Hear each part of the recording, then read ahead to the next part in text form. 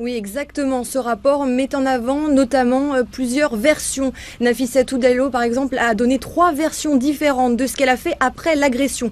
Une première fois, vous vous en souvenez, elle avait expliqué s'être retrouvée prostrée dans le couloir. Quelques semaines après, nouvel interrogatoire et elle change de version. Elle a nettoyé une autre chambre après l'agression, la chambre 2820. Et puis quelques semaines après, fin du mois de juillet, elle est confrontée aux cartes magnétiques qui ont parlé et elle n'est pas restée très longtemps dans cette chambre 2820. Donc au final, Nafissatou Diallo avoue avoir modifié ses versions à 3 reprises. Et puis le rapport parle également de ses nombreux mensonges, notamment, vous en souvenez, sur son dossier d'immigration. Elle avait expliqué avoir subi un viol en Guinée. Le rapport donne des détails très très précis de sa déclaration sur ce viol, où elle explique que sa fille était présente, que son enfant lui a été arraché de ses bras. Et puis quelques semaines après, finalement, elle avoue avoir menti. Pour Cyrus Vance, sa plaignante n'est plus du tout crédible et il ne voulait pas prendre le risque, il l'a dit, de la présenter devant 12 jurés où elle devait convaincre à 100%, faire l'unanimité à 100%.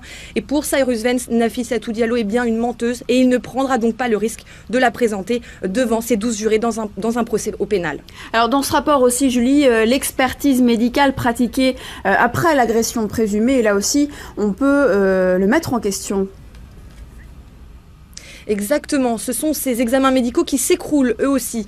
Ces examens médicaux qui expliquent qu'il y a bel et bien eu un rapport sexuel entre Dominique Strauss-Kahn et Nafissatou Diallo, un rapport sexuel rapide, mais ces examens médicaux ne prouvent en rien que le rapport sexuel a été non consensuel et forcé. Le rapport explique également que toute cette affaire repose uniquement sur les témoignages de Nafissatou Diallo. Donc aujourd'hui, si Dominique Strauss-Kahn est bel et bien blanchi, il ne sera pas innocenté pour autant, ce sera un non-lieu pour Dominique Strauss-Kahn, il récupérera son passeport, il pourra quitter le sol américain.